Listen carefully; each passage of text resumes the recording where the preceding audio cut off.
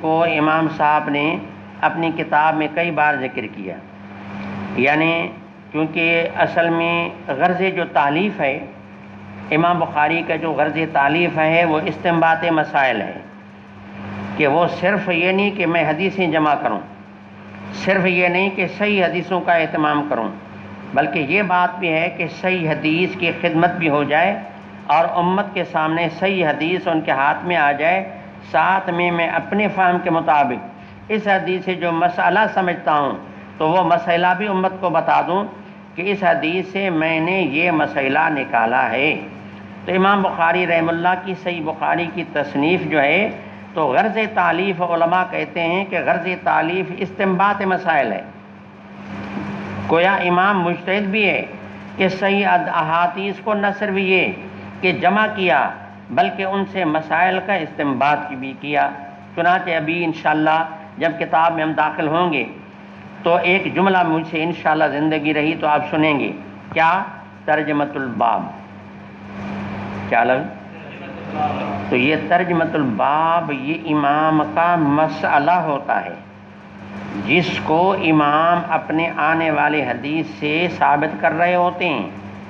تو یہ ترجمۃ الباب مسئلہ ہے، تو یہ ترجمہ رکھتے ہیں، پھر حدیث مسند کو ذکر کرتے ہیں، تو یہ گویا کہ استنباط مسئلہ ہے۔ تو غرض تالیف علماء لکھتے ہیں کہ غرض تالیف استنباط مسائل ہے۔ اچھا، تو عرض میں یہ کر رہا تھا کہ صحیح بخاری میں تکرار بھی ہے، مثلا انما الاعمال بالنیات آپ پڑھیں گے تھوڑی دیر کے بعد، صحیح بخاری میں پہلی حدیث ہے، امام بخاری رحمہ اللہ نے اپنی پوری صحیح بخاری 2 جلدوں میں اس حدیث کو 7 مرتبہ ذکر کیا۔ کتنی مرتبہ ذکر کیا؟ 7 مرتبہ، کیونکہ اصل مقصد ہے مسئلے کا استنباط۔ اب اگر فرض کرو کہ ایک حدیث میں 10 مسئلے ہیں تو امام صاحب گویا کہ ایک حدیث سے 10 مسائلوں کے نکالنے کے لیے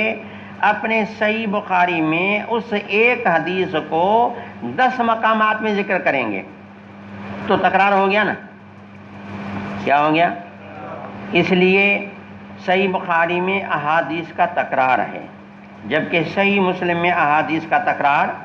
نہیں ہے، یا دیگر کتب میں تکرار نہیں ہے، لیکن یہ جوان کیونکہ استنباط کرتا ہے اس لیے پھر یہ ہے کہ اس کی کتاب میں حدیثوں کا تکرار بھی ہے۔ اس لیے یہ جملہ جو میں یہ تھوڑی سی وضاحت اس لیے کی تاکہ یہ جملہ آپ کے سامنے کہہ سکوں، کیا؟ وہ یہ ہے کہ بھئی صحیح بخاری میں جو حدیثیں تکرار کے ساتھ ہیں وہ 9082 حدیثیں، جو صحیح بخاری میں حدیثیں تکرار کے ساتھ ہیں وہ 9082 حدیثیں ہیں۔ اس کا مطلب یہ ہے کہ اس جوان نے اپنے اس عمل کو کرتے کرتے گویا کہ 9082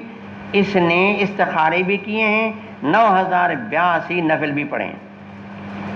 پھر رکوع کتنے اور سجدے کتنے ہو گئے اور اس میں تلاوت کتنی ہو گئی۔ تو بہرحال یہ ہے، اتنی اس کتاب کے تصنیف میں امام صاحب نے محنت کی ہے۔ تو میں عرض آپ کی خدمت میں یہ کر رہا تھا کہ کتاب کے نام کے اوپر تبصرہ کر رہا تھا کہ جی کتاب کے نام میں لفظ المختصر کا آ گیا۔ عرض یہ کر رہا تھا کہ مختصر کیوں کہا؟ وہ اس لیے کہ 6 لاکھ حدیثوں سے چن کر کے اختصار کر کے اور اپنے صحیح بخاری میں احادیث کو لایا، اس لیے نام اس کا رکھا المختصر، اور اس کے بعد پھر آگے المسند۔ یہ جو لفظ ہے یہ پہ آپ کو سمجھنا چاہیے، یہ اصل میں علم حدیث کا لفظ ہے اور اس کی اصطلاحی معنی 2 ہیں۔ ایک اصطلاحی معنی مسند کبھی کتاب کا نام ہوتا ہے اور مسند کبھی حدیث کا نام ہوتا ہے۔ اگر مسند کسی کتاب کا نام ہے وہاں مسند کی تعریف اور ہے، اگر کسی حدیث کا نام ہے تو وہاں مسند کی تعریف اور ہے۔ چنانچہ یہ آپ نے سنا ہوگا مسند امام احمد بن حنبل، مسند اسحاق بن راہویہ، مسند عبد بن حمید، مسند بزار، اور اس طریقے سے مسانید بہت سارے اور بھی ہیں۔ تو یہ ان کا پھر کیا مطلب ہے؟ مسند اس حدیث کے کتاب کو کہا جاتا ہے کہ جہاں احادیث کو صحابہ کی ترتیب پہ مرتب کیا گیا ہو، جس کتاب میں احادیث کو صحابہ کے ترتیب پر مرتب کیا گیا ہو، پھر صحابہ کی ترتیب جیسی بھی ہو، یہ بھی ہو سکتا ہے کہ ان کے نام میں جو یعنی حروف ہجا کے لحاظ سے جس صحابی کے نام کے شروعات میں الف ہے تو اس کی حدیث کو پہلے ذکر کیا جائے، جس کے نام کے شروعات میں با ہے تو اس کو نمبر 2 پہ ذکر کیا جائے، جس صحابی کے نام کے شروعات میں تا ہے تو نمبر 3 پہ، اس طرح یا تک۔ تو پھر وہ ترتیب حروف ہجا کے لحاظ سے ہو، یا وہ ترتیب ان کے دخول فی الاسلام کے لحاظ سے ہو کہ پہلے مسلمان کون ہوا، نمبر 2 پہ کون ہوا، نمبر 3 پہ کون ہوا، یا وہ ان کی اپنی یعنی ایک مقام رتبہ اور اپنا شان درجے کے لحاظ سے ہو۔ تو مثلا سب سے افضل، اور ہم سب کا امت کا اتفاق ہے کہ سب سے افضل ابوبکر صدیق رضی اللہ تعالیٰ عنہ ہیں۔ اس کے بعد پھر افضلیت کی ترتیب ہوئی ہے جو خلافت راشدہ کی ترتیب ہے، اس کے بعد بقیہ عشرہ مبشرہ، اس کے بعد پھر وہ 1500 صحابہ کرام جو بیعت رضوان میں تھے، پھر اس کے بعد وہ حضرات جو فتح مکی سے پہلے ہجرت کر کے آئے، پھر تمام حضرات برابر ہیں۔ تو یہ بھی ایک ترتیب ہے۔ تو ترتیب ان کے ناموں کے یعنی حروف ہجا کے لحاظ سے ہو، یا ان کے یعنی دخول فی الاسلام کے لحاظ سے ہو، یا ان کے اپنی رتبہ اور درجے کے لحاظ سے ہو۔ تو مسند اس حدیث کی کتاب کو کہا جاتا ہے کہ جس میں احادیث کو صحابہ کے ترتیب پر مرتب کیا گیا ہو۔ ایک معنی مسند کی یہ ہے، ایک معنی مسند کی جو ہے وہ یہ ہے کہ معنی جو حدیث نبی کریم صلی اللہ علیہ وسلم تک متصل ہو، اس کو کہتے ہیں مسند۔ پھر وہ اللہ کے نبی کا قول ہو، اللہ کے نبی کا فعل ہو، اللہ کے نبی کی تقریر ہو، اللہ کے نبی کی صفت ہو، لیکن راوی جب یوں بیان کرے ان فلاں ان فلاں ان فلاں قال رسول اللہ یا رأیت رسول اللہ صلی اللہ علیہ وسلم یفعل ہکذا، تو اس طرح ہم سے لے کر جناب رسول اللہ صلی اللہ علیہ وسلم تک اس کی سند متصل ہو، کہیں انقطاع نہ ہو، دوسرے الفاظ میں سند بھی متصل ہو اور وہ جناب رسول اللہ صلی اللہ علیہ وسلم کا قول یا فعل یا صفت یا تقریر ہو۔ لیکن اگر یہ سند ہماری سند جا کر کے صحابی تک ختم ہوتی ہے، یعنی قول فعل تقریر صحابی کی ہو گئی، یا تابعی پہ ختم ہوتی ہے، تو قول فعل تقریر صفت جو ہے وہ کس کی ہو گئی، تابعی کی ہو گئی، تو یہ روایت موقوف بنے گی یا مقطوع بنے گی، یہ روایت موقوف بنے گی یا پھر مقطوع بنے گی، لیکن مرفوع نہیں بنے گی۔ اور میں تعریف مسند کی یہ کر رہا ہوں کہ مسند وہ ہے کہ نبی کریم صلی اللہ علیہ وسلم تک اس کی سند متصل ہو، یعنی وہ روایت مرفوع ہو، وہ روایت کیا ہو،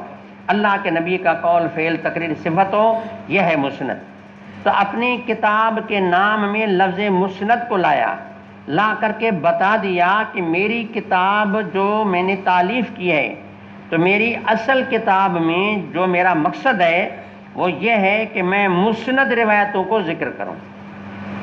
میں مسند روایتوں کو ذکر کروں، مانا جو نبی کا قول ہوگا، فعل ہوگا، اور نبی کی تقریر ہوگی، نبی کی جو ہے وہ صفت ہوگی، تو مانا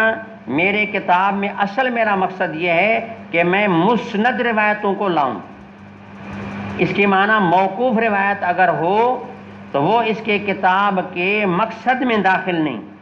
کتاب کے صلب میں داخل نہیں، کتاب کے موضوع میں داخل نہیں، یا اگر کوئی مقطوع روایت ہے تو وہ کتاب کے صلب میں داخل نہیں۔ تو جو ان کی کتاب کا اصل موضوع ہے، اصل موضوع اس کا جو ہے یعنی اس میں مسانید داخل ہیں، اور گویا کہ یہ بتانا چاہتے ہیں کہ میری اصل تالیف جو ہے،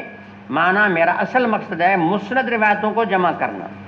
تو اب اگر کہیں موقوف روایت آ گئی ہے یا مقطوع آ گئی ہے تو یہ امام کی تالیف کا کہ صلب میں داخل نہیں، اس کا ذکر اگر ہے تو کیا ہے، ضمناً یا تبعاً، یا امام ان باتوں کا ذمہ دار نہیں، امام ان باتوں کا ذمہ دار ہے جو اس کی مسند روایتیں ہیں۔ دوسرے الفاظ میں آپ یوں سمجھیں کہ مسند روایت وہ ہوگی جو حدثنا سے بیان ہوگی، حدثنا فلاں ان فلاں ان فلاں ان فلاں، تو اب یہ ہوگی مسند۔ تو جتنی بھی مسانید ہیں